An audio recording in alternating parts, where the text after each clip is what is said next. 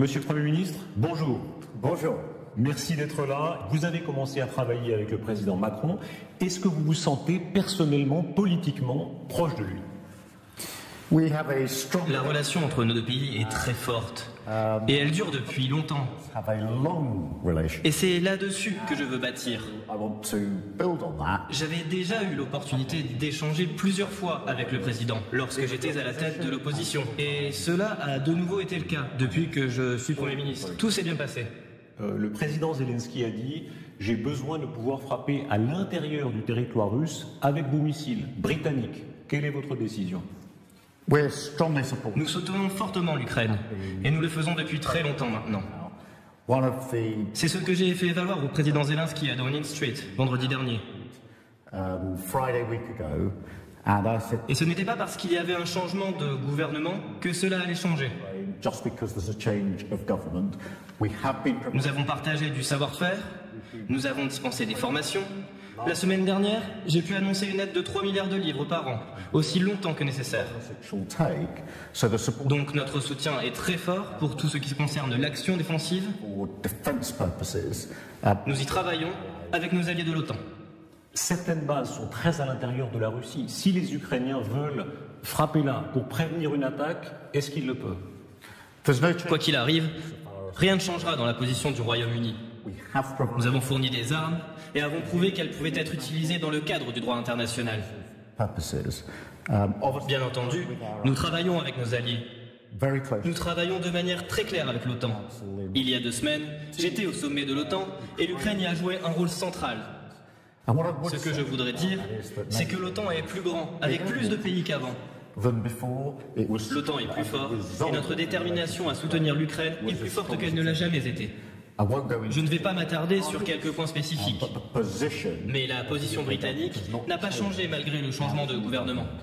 Les Ukrainiens parlent d'une participation russe à une conférence de paix à Kiev. Est-ce qu'on peut parler à nouveau aux Russes? Il est impératif de soutenir l'Ukraine. Il est temps d'être très clair sur le fait que la Russie a agressé l'Ukraine et de s'assurer que nous allons continuer à défendre l'Ukraine. C'est la position de mon gouvernement, c'est la position de l'Union européenne et des Britanniques qui ont mené la campagne il y a 1 mois et demi partout dans le pays. Où que vous alliez dans le royaume, il y a des drapeaux ukrainiens et des retours très favorables à notre soutien à l'Ukraine. Est-ce qu'on peut commencer une négociation avec les Russes tant qu'ils occupent une partie de l'Ukraine ou est-ce que c'est du défaitisme? Il faut le marteler. Nous soutenons l'Ukraine parce qu'elle a été agressée par la Russie. Et c'est pour cette raison que le sommet de l'OTAN s'est concentré spécifiquement sur la question ukrainienne. Et d'ailleurs, le président Zelensky a salué un succès.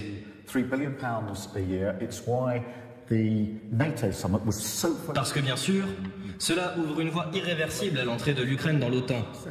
C'est un très grand pas. Nous sommes tous d'accord là-dessus.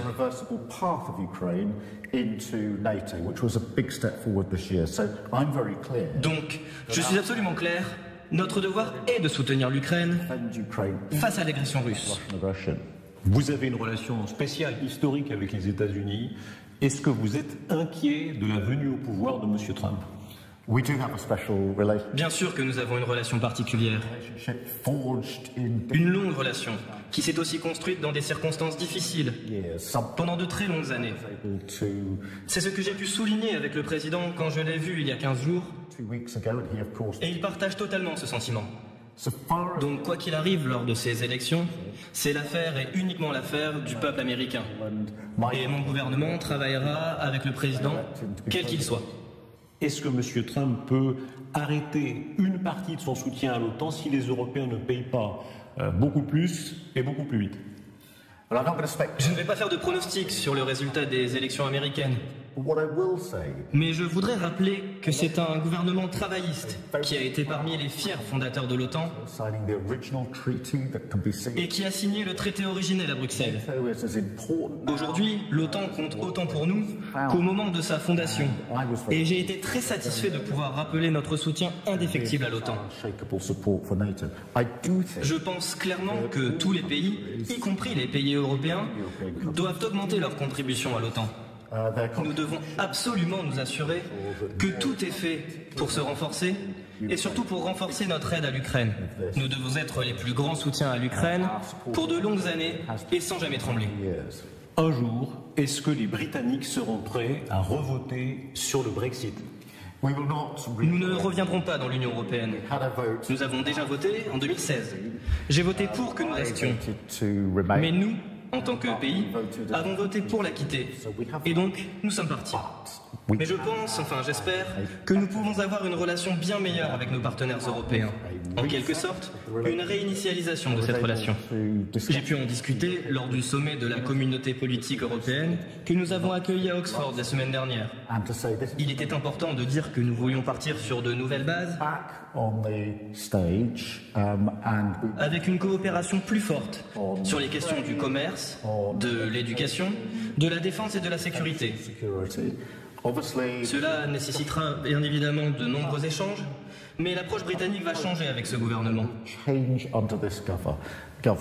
serons crus, nous serons respectés, guidés par les règles internationales, nous serons de bons voisins et j'espère que nous serons plus proches. Quelques mots sur la cérémonie d'ouverture hier. Quel était votre sentiment? C'était spectaculaire, c'était fantastique.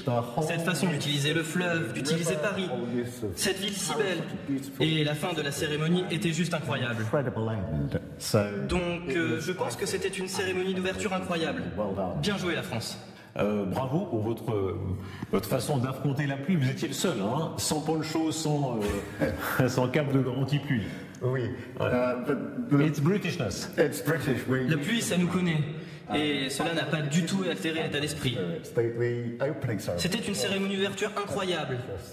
Dans sa façon de mettre en scène la ville, le fleuve, les bateaux et puis la tour Eiffel à la fin. C'était juste à couper le souffle. Rien n'allait altérer tout ça. Je pense que cet état d'esprit autour de la cérémonie d'hier va durer tout au long des Jeux. C'était vraiment un bon début. Est-ce que les Anglais sont différents de nous pour toujours? Bien sûr, pour ces Jeux Olympiques, nous serons adversaires. Mais pour tout le reste, nous travaillons main dans la main. Monsieur le Premier ministre, merci beaucoup. Partagez votre opinion dans les commentaires et surtout abonnez-vous à notre chaîne et activez toutes les notifications pour être les premières personnes à être informées quand nous allons mettre notre vidéo en ligne. À la prochaine vidéo.